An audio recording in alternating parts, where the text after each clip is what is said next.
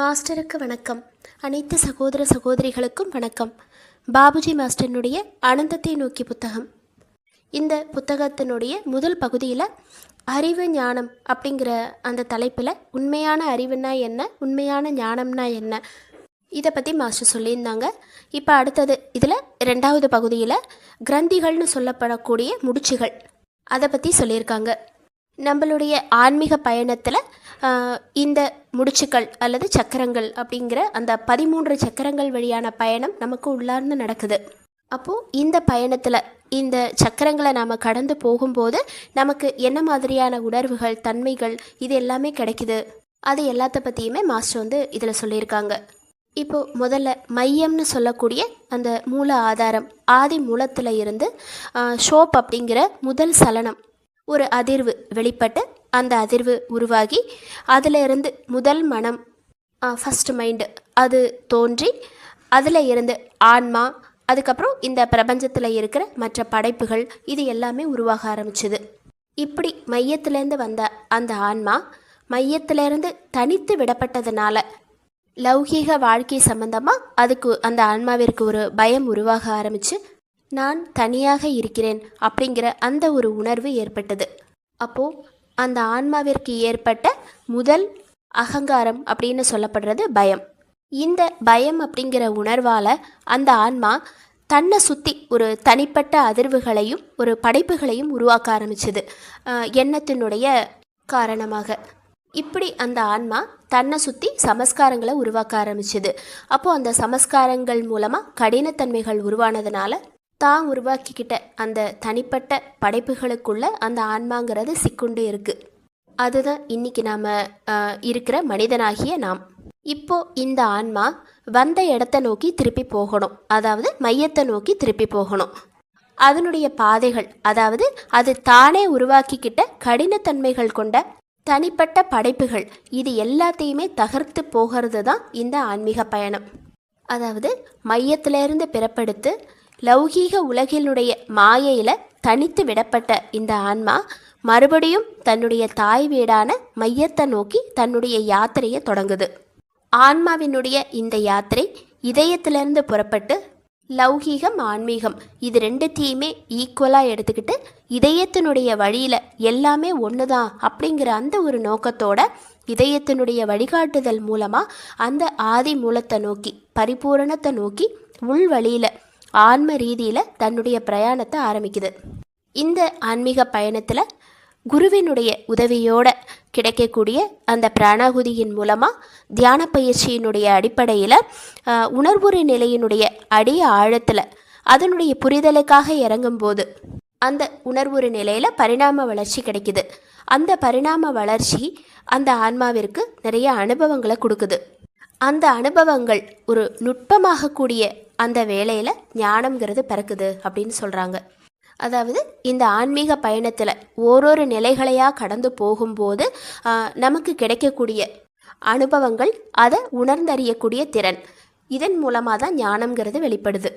நமக்கு கிடைக்கிற அந்த உயிர் துடிப்பு நிலையினுடைய ஓரொரு நிலையினுடைய முழு உணர்வையும் நாம் பெற்று அந்த உணர்வோடு நாம் ஐக்கியமாகி அதனுடைய சாரத்தை நமக்குள்ளே கிரகிச்சிக்கும் போது தான் ஞானத்தினுடைய உண்மையான நிலையை நாம் அடையிறோம் அப்படின்னு சொல்கிறாங்க. அனுபவித்து உணர்றது, இந்த ஓரொரு நிலையிலையும் நமக்கு முன்னேற்றம்ங்கிறது கிடைக்கும் போது உணர்வுறு நிலைக்குள்ளே நாம் ஐக்கியமாகிறோம். அப்போது அந்த தன்மைகளை பற்றின எல்லா விஷயங்களுமே நமக்கு தெரிய வருது. அந்த மாதிரி தெரியும் போது, உணர்வு பூர்வமாக நமக்கு தெரியும் போது நாம் ஞானி ஆகிறோம் அப்படின்னு சொல்கிறாங்க. அப்போது இதன் மூலமாக நமக்குள்ள ஒரு அக ஒளிங்கிறது கிடைக்குது. இதயத்துக்குள்ள ஒரு புது மலர்ச்சி உருவாகுது. நம்மளுடைய ஹார்ட்ஃபுல்னஸில் இந்த எளிமையான இயற்கையான பயிற்சியின் மூலமாக இதயத்துக்குள்ள ஒரு திருப்தி, அமைதி, அன்பு, தைரியம், தெளிவு, உணர்வுறு நிலையினுடைய பரிணாம வளர்ச்சி, தன்மை மாற்றங்கள், அந்த தன்மை மாற்றத்தை நாம் வெளிப்புறமாக பிரதிபலிக்கிறது, இந்த மாதிரியான பல நல்ல தன்மைகள் நமக்குள்ளே உருவாகுது. நாம் செய்யக்கூடிய பயிற்சியிலிருந்து அனுபவமும், அந்த அனுபவத்திலிருந்து ஒரு உணர்வு பூர்வமான புரிதலும் கிடைக்குது. உணர்வுறு நிலையினுடைய சாராம்சம்னு சொல்லப்படுறது எளிமையும் தூய்மையும். அப்போது அந்த நிலையை நோக்கி தான் நாம் இந்த ஆன்மீக பயணத்தில் போயிட்டுருக்கோம். இதயத்தினுடைய ஒரு இயல்பான நிலையை உணர்ந்து நம்மளுடைய இதய வழி தியானத்தின் மூலமாக, அதில் கிடைக்கிற பிராணகுதியின் மூலமாக உணர்வுறு நிலை மட்டத்தில் உள்ளார்ந்து போகும்போது நமக்குள்ள உள்புறமான உத்வேகம் கிடைக்குது. தெய்வீக உணர்வுங்கிறது நமக்குள்ள பாய்ந்து வருது.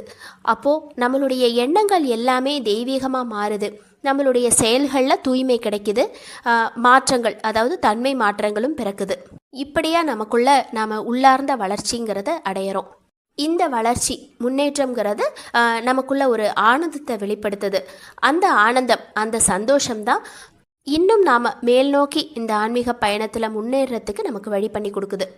ஆன்மீகம், லௌகீகம் இது ரெண்டுமே பறவையினுடைய 2 சிறகுகள் மாதிரி. ஒரு சிறகு இல்லாமல் பறவையால் பறக்க முடியாதுங்கிற உவமானத்தை பாபுஜி மாஸ்டர் சொல்லியிருக்காங்க. நாம் இந்த உலகாதாய வாழ்க்கையில் செய்யக்கூடிய எல்லா செயல்கள்லையுமே இறைத்தன்மை கொண்ட மனோபாவம் இருக்கணும். அப்போது அந்த மனோபாவத்தை நமக்குள்ளே உருவாக்கிக்கும் போது அங்கே ஆன்மீகம்ங்கிறது கலக்குது.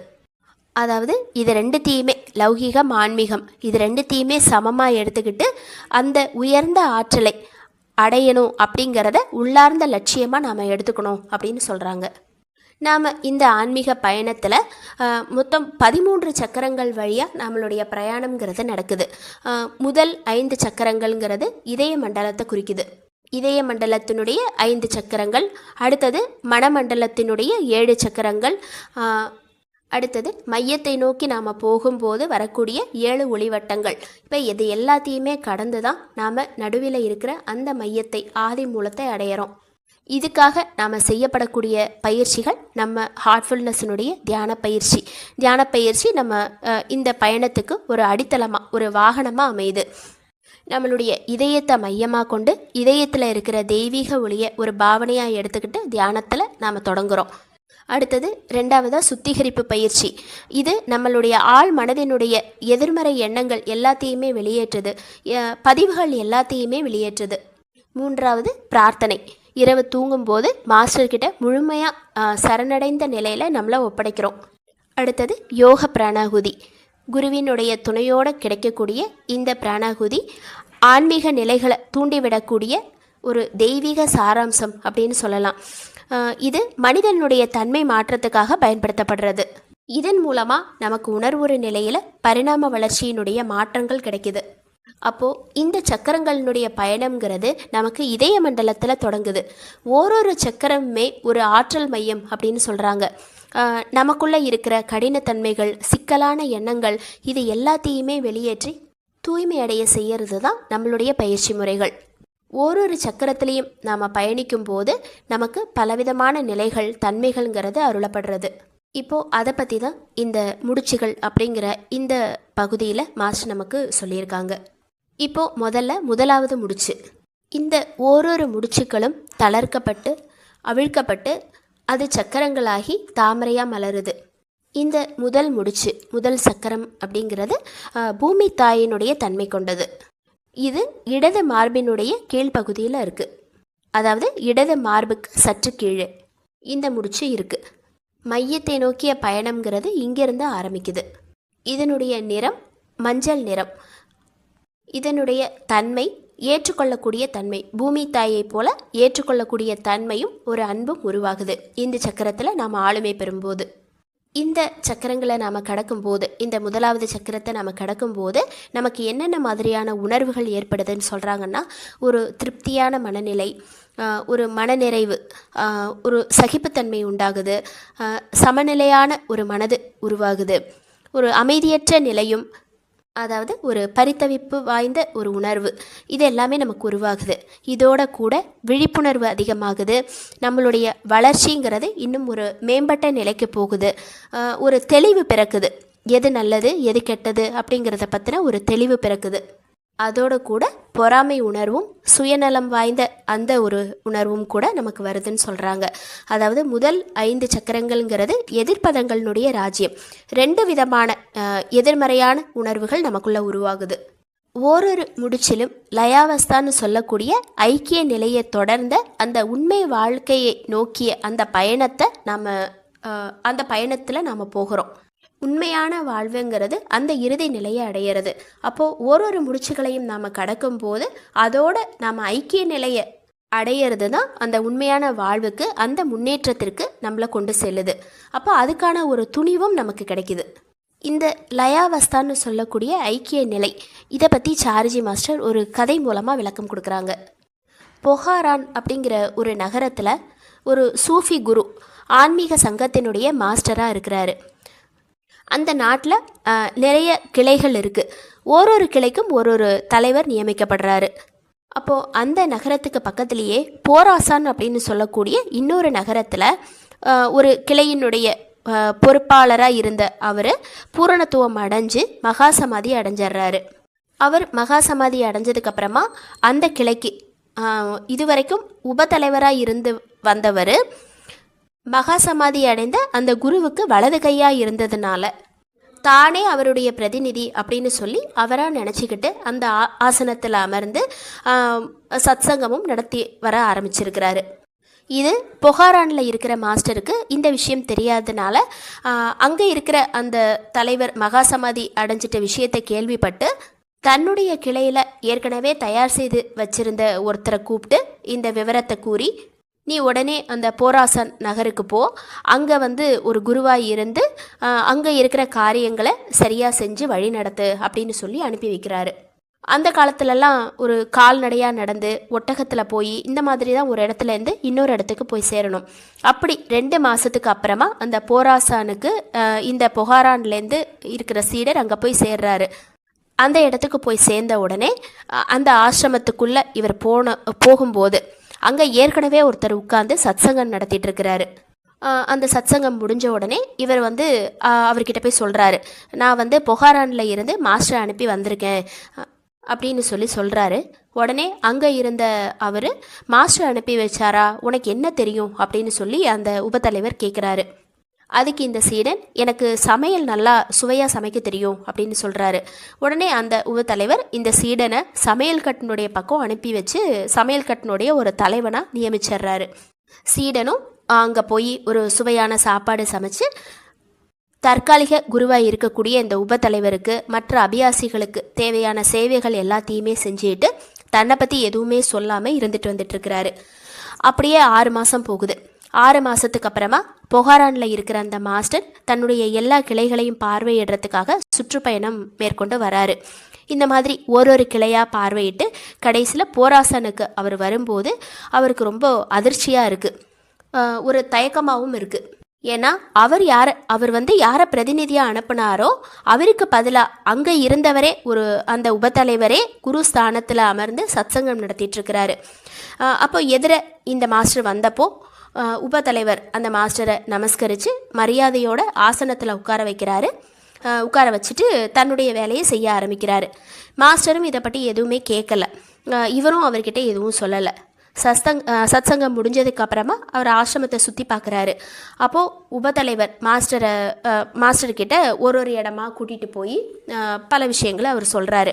இந்த மாதிரி ஒன்றொன்றுத்தியாக பார்த்துக்கிட்டு கடைசியாக சமையல் கட்டுக்கு போகும்போது அவர் அனுப்பின அந்த பையன் சமையல் கட்டில் இருக்கிறத பார்க்குறாரு. அப்போ மாஸ்டர் ஒன்றுமே சொல்லாமல் ஒரு புன்னகை மட்டும் புரிஞ்சிட்டு, புஷ்பம் சமையல் கட்டில் அல்லவா மலர்கிறது அப்படின்னு சொல்கிறாரு. உடனே இந்த உபத்தலைவர் ஓரளவு இந்த விஷயத்தை புரிஞ்சுக்கிட்டு மாஸ்டர்னுடைய காலில் விழுந்து, என்னை மன்னிக்கணும் பிரபு, எனக்கு புரியல, தவறு நடந்துருச்சு அப்படின்னு சொல்லி அந்த சமையல்காரனை கூப்பிட்டு நல்ல மரியாதை செய்து அவர் காலில் விழுந்து மன்னிப்பு கேட்டு குரு கையாலேயே அவரை கூட்டிகிட்டு போய் குருஸ்தானத்தில் அமர வைக்கிறாரு. இந்த மாதிரி மாஸ்டர் ஒரு கதை சொல்லிட்டு ஒரு நிலையை அடையிறதுங்கிறது சாதாரண விஷயம் கிடையாது அப்படிங்கிறத சொல்லிட்டு பல பேர் என்கிட்ட எனக்கு ஐக்கியம் ஆயிடுச்சு, பிரம்மலயம் கிடச்சிருச்சு அப்படின்னு சொல்கிறாங்க. பிரம்மலயத்தை பற்றி பாபுஜி மாஸ்டர் என்கிட்ட சொல்லியிருக்காரு. அது என்னன்னா, நீ மைய பிரதேசத்தை அடையலாம், என்ன வேணுமானாலும் உனக்கு கிடைக்கலாம், அதை குரு உனக்கு கொடுக்குறாரு, அது அவருடைய அருள். ஆனால் லயாவஸ்தான்னு சொல்லக்கூடிய ஐக்கிய நிலையை பொறுத்த வரைக்கும் ஒரு அபியாசி தன்னுடைய எல்லையற்ற அன்பால் தன்னையே மறந்து நான் அவரோட ஒன்றா இருக்கணும் அப்படிங்கிற ஒரு நிலையை அந்த அபியாசி என்னைக்கு அடையிறானோ அன்னைக்கு தான் அவன் லயமாகறான், ஐக்கியம் அடையிறான் அப்படின்னு சொல்லியிருக்கிறாரு. அப்போது லயாவஸ்தாங்கிறது குரு கொடுக்கறது கிடையாது, அவர் நிலையை மட்டும்தான் கொடுக்குறாரு. நாம தான் பயிற்சி பண்ணி நம்மளுடைய அன்பால் நான் இல்லை அப்படிங்கிற அந்த நான் அப்படிங்கிற அந்த ஒரு நிலையை துறந்து எல்லாமே அவர்தான் அப்படிங்கிற அந்த ஒரு நிலையை உருவாக்கிக்கிட்டு அந்த அன்பில் ஐயோ நான் தனியாக என்ன செய்யறது, உனக்குள்ளே வந்துடுறேன் அப்படின்னு சொல்லி அவரோட நாம் போய் ஒன்றாகி கலந்துடணும். அதுதான் லயாவஸ்தா அப்படின்னு சொல்கிறாங்க. இந்த மாதிரி நம்மளுடைய ஆன்மீக பயணத்தில் ஓரொரு கட்டத்திலையும் அந்த லயாவஸ்தான்னு சொல்லக்கூடிய ஐக்கிய நிலை நமக்கு கிடைக்கும் போது அந்த ஒரு துணிவு அதுதான் அடுத்த கட்டத்துக்கு நம்மளை முன்னேறி போக வைக்குது. நமக்கு ஓரொரு கட்டத்திலையும் மனோசக்திங்கிறது திடமாகவும் நம்மளுடைய முயற்சி மனமார்ந்ததாகவும் இருக்கும்போது தான் ஒரு நிலையிலேருந்து அடுத்த நிலைக்கு நம்மளால் முன்னேற முடியும் அப்படிங்கிறத சொல்கிறாங்க.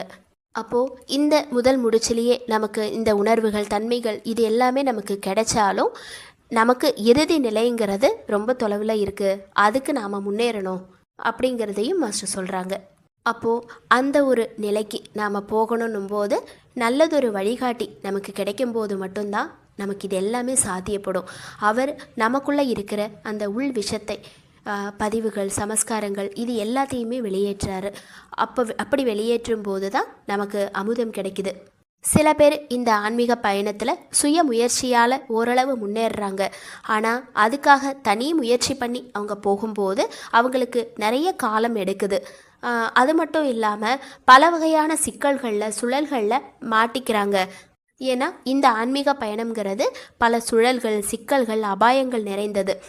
நமக்கு கிடைக்கக்கூடிய ஒரு அமைதியான உணர்வுங்கிறது கூட சிக்கல் நிறைந்தது தான். அப்போது இந்த அமைதியாக நமக்கு கிடைச்சிருச்சே இதுவே போதும் அப்படின்னு சொல்லிட்டு அந்த நிலையிலேயே மாட்டிக்கக்கூடிய ஒரு அபாயம்ங்கிறது நமக்கு ஏற்படுது.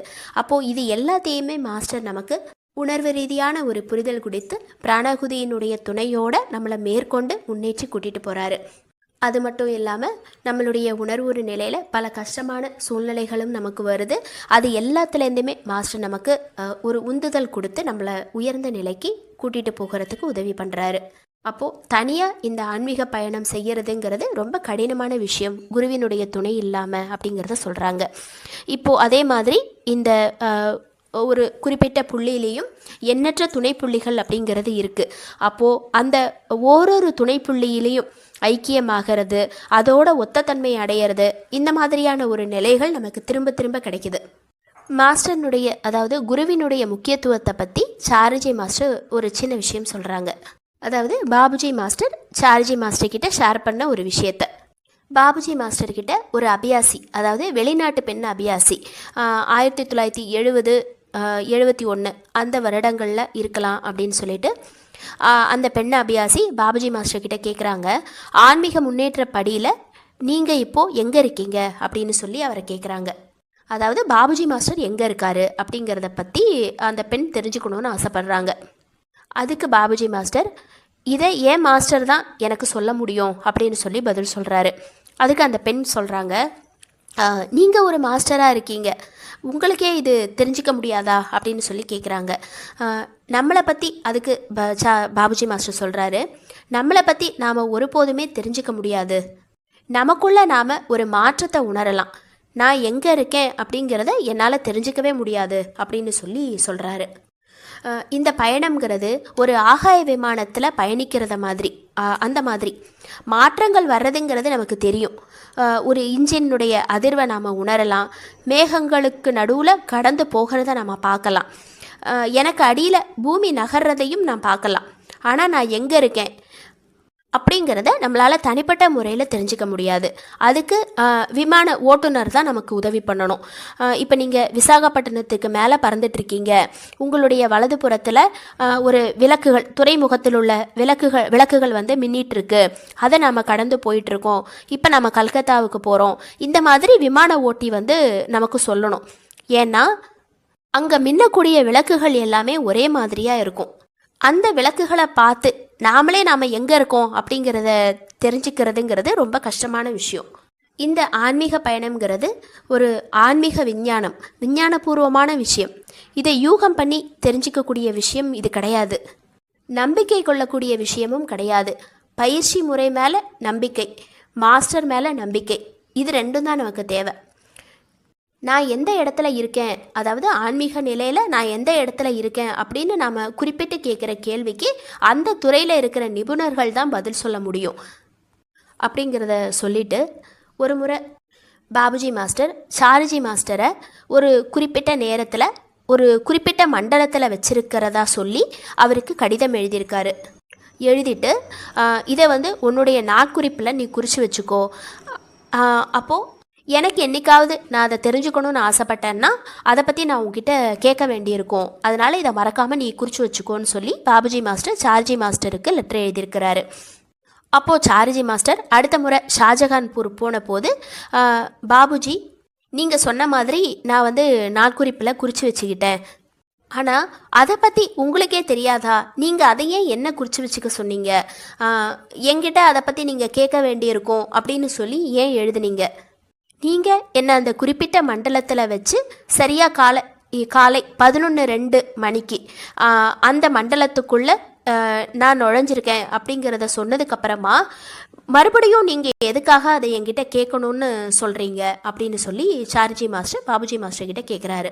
அதுக்கு பாபுஜி பதில் சொல்கிறாரு, இந்த பரந்த ஆன்மீகத்தில் ஒரு எல்லையற்ற பரந்த வெளியில் ஒரு குறிப்பிட்ட ஸ்தானத்தில் ஒன்று தேடுறதுக்கு மன ஒருமைப்பாடுங்கிறது அதிக அளவில் தேவை. அப்போது அதை உன்னுடைய நாட்குறிப்பில் இருந்து தான் நான் தெரிஞ்சுக்கொள்ள முடியும் அப்படின்னும் போது அதை நான் ஏன் வந்து கஷ்டப்பட்டு செய்யணும் அப்படின்னு சொல்லி கேட்குறாரு. அப்போது மாஸ்டருக்கே கூட அந்த பரந்த ஆன்மீக வெளியில் எல்லையற்ற ஆன்மீக ராஜ்யத்தில் நம்மளை கண்டுபிடிக்கிறது ஒரு விளையாட்டான விஷயம் கிடையாது. அது மட்டும் இல்லாமல் சில நேரங்களில் மாஸ்டரால் கூட அந்த ஆன்மீக முயற்சியில் ஆன்மீக அணுகுமுறையில் அந்த உயர்ந்த மண்டலங்களில் நாம் எங்கே இருக்கோம் அப்படிங்கிறத தீர்மானிக்க முடியாமல் கூட போகலாம். அப்போது இதுக்கு மன ஒருமைப்பாடுங்கிறது ரொம்ப தேவைப்படுது அப்படிங்கிறத சொல்லியிருக்கிறாங்க. இதுக்கு அடுத்தது பாபுஜி மாஸ்டர் 1974 அந்த வருஷத்தில் அவருக்கு வந்து ஒரு உடல்நிலை பாதிக்கப்பட்டு அவ்வளவா எதுவுமே ஒரு தீர்மானிக்க முடியாத ஒரு கட்டத்தில் அவர் இருந்திருக்கிறாரு. அப்போது பாபுஜி மாஸ்டர்கிட்ட சில அபியாசிகள் போய் நான் ஆன்மீக நிலையில் எங்கே இருக்கேன் அப்படின்னு சொல்லி கேட்குறது வழக்கம். அதுக்கு அவர் ரொம்ப வருத்தப்பட்டு தர்ம சங்கடத்துக்கு உள்ளாகி இருக்கிறாரு அப்படிங்கிறத சொல்கிறாரு. பாபுஜி மாஸ்டர், எனக்கு தெரியாது, மனதினுடைய ஆற்றல்கள் குறைஞ்சிக்கிட்டே வர்றதுனால அதை தெரிஞ்சிக்கவும் முடியாது, அந்த அளவுக்கு மனதை ஒருமுகப்படுத்தக்கூடிய திறன் என்னிடம் இல்லை அப்படிங்கிறது தான். அப்போது இந்த இடத்துலையும் என்னுடைய மாஸ்டர்னுடைய உதவிங்கிறது எனக்கு மிகவும் தேவைப்படுது. கடவுளோட கருணையை என் பக்கம் திருப்புறத்துக்கு கூட மாஸ்டர் மிகவும் முக்கியமான ஒருத்தராக இருக்கிறாரு. அதாவது அவருக்கு வந்து லாலாஜி மாஸ்டர்னுடைய அருள் மூலமாக தான் நான் கூட நிறைய விஷயத்தை தெரிஞ்சுக்க முடியும் அப்படிங்கிறத பாபுஜி மாஸ்டர் சொல்கிறாரு. இப்போது இதை தான் மாஸ்டர்னுடைய ஒரு உயர்ந்த பங்கு அப்படின்னு சொல்லி நமக்கு சொல்கிறாங்க. அப்போது ஆன்மீக பயணத்தில் எந்த எல்லைக்கு போனாலுமே அங்கே மாஸ்டர்னுடைய துணைங்கிறது நமக்கு எப்போவுமே தேவைப்பட்டுக்கிட்டே தான் இருக்குது. இப்போது இதை வந்து நமக்கு மாஸ்டர் வந்து பகிர்ந்துக்கிறாங்க. இப்போது இந்த முதல் சக்கரத்தில் 4 துணைப்புள்ளிகள் இருக்கிறதா சொல்லியிருக்காங்க, ABCD அப்படிங்கிறது. இதில் இந்த புத்தகத்தில் முதல் 2 துணைப்புள்ளியை பற்றி மட்டுமே கொடுத்துருக்காங்க. CD அப்படிங்கிற 2 துணைப்புள்ளிகள் இப்போது சமீபத்தில் தாஜி மாஸ்டரால் அறிமுகப்படுத்தப்பட்டது. இங்கே இந்த முதல் சக்கரத்தில் முதல் துணைப்புள்ளியை கடக்கும்போது என்ன உணர்வு வருது அப்படின்னு சொல்கிறாங்கன்னா, இங்கே வந்து ஒரு மகிழ்ச்சி வரக்கூடிய உணர்வு நிலை இது வந்து நமக்குள்ளே உருவாகுது. அந்த முதல் துணைப்புள்ளிக்குள்ளே ஐக்கியம் அடையும் போது ஒரு இறைநிலை ஆட்சி நமக்குள்ளே ஆட்சி புரிய தொடங்குது. அடுத்தது அந்த புள்ளியோட ஒத்தத்தன்மை அடையும் போது ஒரு லேசான ஒரு தெய்வீக ஸ்பரிசம், அந்த மாதிரியான ஒரு வினோதமான நிலை, அந்த நிலை நமக்குள்ளே உருவாகிறதோட மட்டுமல்லாமல் நம்மளை சுற்றி இருக்கிற அசையக்கூடிய அசைவற்ற பொருட்கள் இது எல்லாத்து மேலேயுமே அந்த தெய்வீகத்தினுடைய ஸ்பரிசம் வியாபித்திருக்கு அப்படிங்கிறத நம்ம உணர ஆரம்பிக்கிறோம். இந்த புள்ளியில் ஒரு விவரிக்க முடியாத உணர்ச்சி பெருக்கு நமக்குள்ளே ஏற்படுது அப்படின்னு சொல்கிறாங்க. இந்த மாதிரி ஒரு உணர்ச்சி பெருக்கு ஏற்படும் போது ஒரு திறன் வாய்ந்த தகுதி வாய்ந்த ஒரு குருவினுடைய துணை இல்லை அப்படின்னா மக்களை பெரும்பாலும் அவதூதன்னு சொல்லக்கூடிய அந்த ஒரு பரவசமான உண்மத்த நிலைக்கு கொண்டு போய் விட்டுருது. அதாவது இந்த அவதூத அப்படிங்கிறது ஒரே இடத்துல தங்கிடுறது, அந்த உணர்ச்சி பெருக்கினுடைய ஒரு சந்தோஷத்தில் இதே இடத்துல நாம் ஸ்டே ஆகிடுறோம் அப்படின்னு சொல்கிறாங்க. அப்போது குருவினுடைய சப்போர்ட்டோடு தான் நம்ம அந்த நிலையை கடந்து அடுத்த நிலைக்கு நம்மளால் போக முடியும் அப்படிங்கிறத சொல்கிறாங்க. பாபுஜி மாஸ்டர் 2 வகையான அனுபவங்கள் இருக்கிறதா சொல்கிறாரு ஆன்மீக பயணத்தில்.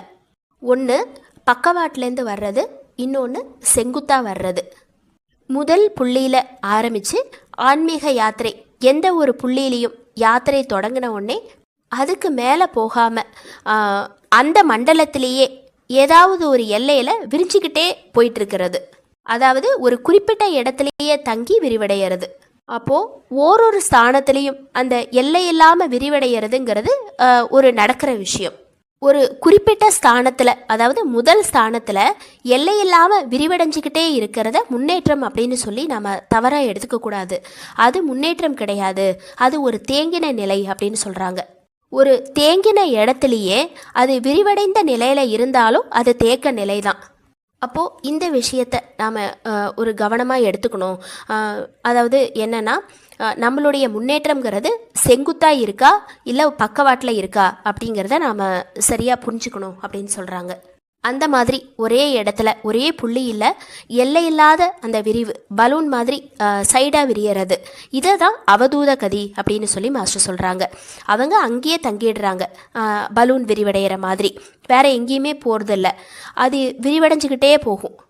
ஒரு யாத்திரை அப்படிங்கிறத நாம் எடுத்துக்கும் போது ஒரு இடத்துலேருந்து இன்னொரு இடத்துக்கு போகணும். இப்போது ஒரு வெளி உலகத்தில் இருந்து ஒரு தீர்த்தத்திலேருந்து இன்னொரு ஸ்தலத்துக்கு, அதாவது தெய்வீக ஸ்தலத்துக்கு, பழமை வாய்ந்த தீர்த்த ஸ்தலத்துக்கு அந்த யாத்திரையை நாம் மேற்கொண்டுட்டு போகிறோம். ஒரு மட்டத்திலிருந்து அடுத்த மட்டத்திற்கு போகக்கூடிய அந்த யாத்திரைங்கிறது தான் உண்மையான தீர்த்த யாத்திரை. ஒரு பெரிய வட்டத்திலேயே மீண்டும் மீண்டும் ஒரே இடத்துல ரவுண்ட் அடிச்சுக்கிட்டே இருக்கிறது, அந்த விரிவடைஞ்சிக்கிட்டே போகிறதுங்கிறது முன்னேற்றம் கிடையாது. அதை நாம் முன்னேற்றம்னு தவறாக எடுத்துக்கக்கூடாது அப்படிங்கிறத சொல்கிறாங்க. அப்போது இதை தான் அவதூத கதி அப்படின்னு சொல்கிறாங்க. அப்போது அந்த மாதிரி ஒரே இடத்துல ஸ்டே ஆகும்போது அங்கேயே நாம் நிரந்தரமாக தங்கக்கூடிய வாய்ப்பும் இருக்குது. அப்போது அது அந்த ஒரு குறிப்பிட்ட நிலையிலேயே நம்மளை சிக்க வச்சிருது. அந்த மாதிரி ஒரே நிலையில் தங்கினவங்க இங்கேயே நமக்கு எல்லாமே கிடச்சிருச்சு அப்படின்னு சொல்லி அவங்க தங்களை தாங்களே ஞானி இல்லைன்னா ஞான ஒளி பெற்றவர்கள் அப்படின்னு சொல்லி தற்பெருமை அடிச்சுக்கிறாங்க.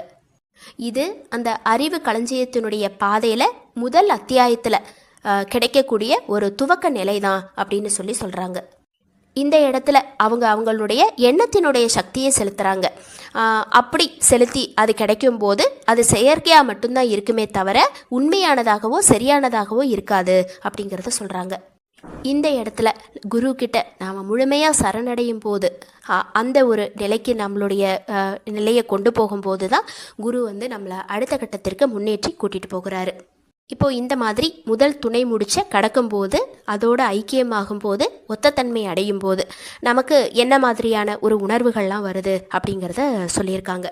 இப்போ அடுத்தது இரண்டாவது, அந்த முதல் புள்ளியிலேயே இரண்டாவது துணை முடிச்சு இங்கே கிடைக்கிற அந்த உணர்வு நிலைங்கிறது ஞானத்தினுடைய இரண்டாவது கட்டம் அப்படின்னு சொல்கிறாங்க. நமக்குள்ள ஏற்படுற அன்பு, பக்தியினுடைய ஆற்றல், இது எல்லாத்தையும் வச்சு இது எல்லாம் நமக்கு கிடைக்கும் போது இந்த கட்டத்தை நாம் அடையிறோம். அதாவது இந்த இரண்டாவது துணை முடிச்ச நாம் அடையிறோம். அப்படி அடையும் போது நமக்குள்ளே இருக்கிற அந்த உள்நிலை முன்னாடி இருந்ததை விட இப்போ லேசாகவும் நுண்ணியதாகவும் ஆகிறத நம்ம கவனிக்கிறோம் அப்படின்னு சொல்கிறாங்க. இப்போது இந்த இரண்டாவது துணை முடிச்சில் நமக்கு தெரியறது என்ன? இறை தன்மையினுடைய பிரசன்னம் எல்லா இடத்துலையுமே பரவி இருக்கு. அது இந்த நம்மளை சுற்றி இருக்கிற எல்லாத்துலேயும் அது ஊடுருவி நிறைஞ்சு இருக்கு. அப்படி ஒரு உணர்வு நமக்குள்ளே ஏற்படுது அப்படின்னு சொல்கிறாங்க. அப்போ இந்த நிலையில் நமக்குள்ள ஒரு ஒளிவு மறைவற்ற தன்மையும் எளிமையும் நமக்குள்ள உண்டாகும் போது இன்னும் நாம் முன்னேறி போகிறோம். இந்த மாதிரி ஓரொரு புள்ளியிலையும் ஐக்கியமாகிறது, ஒத்தத்தன்மை அடையிறது, இந்த நிலைங்கிறது எல்லா இடத்துலையுமே நமக்கு திரும்பி திரும்பி நடக்குது. துணை முடிச்சுகள், இந்த ஆன்மீக பயணத்தில் நிறைய துணை முடிச்சுகள் இருக்குது. அப்போ எல்லாத்துலேயுமே நாம் இந்த நிலைகளை கடந்து தான் நம்ம போகிறோம் அப்படின்னு சொல்கிறாங்க. ஓரொரு சக்கரத்திலையும் நம்ம பயணிக்கும் போது 4 விதமான நிலைகளை அடைந்து அடுத்த சக்கரத்துக்கு நாம் போகிறோம். அது என்னென்ன அப்படின்னா, ஒத்தத்தன்மை அடையிறது, அருகாமையில் போகிறது, அடையாளம், ஐக்கியம் அடையிறது. அதை சாலோக்கியதா, சாமீப்பியதா, சாரோப்பியதா, சாயுஜ்யதா அப்படின்னு சொல்கிறாங்க. இந்த ஒத்தத்தன்மை அடையிறது அப்படிங்கிற அந்த சாலோக்கியதான்னா பயணத்தில் நாம் முன்னேறும் போது நமக்கு ஒரு விதமான ஒரு புது அனுபவம் கிடைக்குது. அதில் நமக்கு புரிதலும் உணர்தலும் ஏற்படுது. அதாவது நாம் எந்த தன்மையை அடைஞ்சிருக்கோமோ, எந்த புள்ளியை அடைஞ்சிருக்கோமோ அந்த புள்ளியை பற்றின, அந்த சக்கரத்தை பற்றின புரிதலும் உணர்தலும் நமக்குள்ளே ஏற்படுது. அதோடு நாம் ஒன்று கலக்கிறோம். அதாவது அந்த புரிதல் உணர்தல் அப்படிங்கிறத ஒத்த தன்மை அப்படின்னு சொல்கிறாங்க. அடுத்தது ரெண்டாவது அருகாமை சாமீப்பியதாங்கிறது, அதுக்கு பக்கத்தில் நாம் போகிறோம், அதாவது இன்னும் நெருங்குறோம். அடுத்தது மூணாவது சாரோபியதா அப்படிங்கிறது, ஐடென்டிகாலிட்டிங்கிறது ஒரு பிணைக்கப்பட்ட தன்மை, அந்த ஒரு நிலையோட அந்த ஒரு தன்மையோட நாம் ஒன்றாகக்கூடிய ஒரு தன்மை, அந்த ஒரு புதுவிதமான உணர்வு நமக்குள்ளே பிறக்குது. அடுத்தது நான்காவது ஐக்கியம் அடைகிறது சாயுஜ்யதா, அதோட ஒரு மெர்ஜ் ஆகிறது, அந்த தன்மையோட இணையிறது. இந்த மாதிரியான 4 நிலைகளை கடந்து தான் நாம் அடுத்த சக்கரத்துக்கு போகிறோம். அப்போ இது ஒரு புள்ளியிலையுமே துணை புள்ளியிலையுமே நமக்கு ஏற்படுது அப்படின்னு சொல்கிறாங்க. அந்த மாதிரி அந்த ஞானத்தோட அந்த நிலையோட நாம் ஐக்கியமாகக்கூடிய அந்த ஒரு தன்மை தான் ஞானத்தினுடைய இறுதி கட்டம். அப்போது அந்த நிலையில் நாம் ஆளுமை பெறுகிறோம்.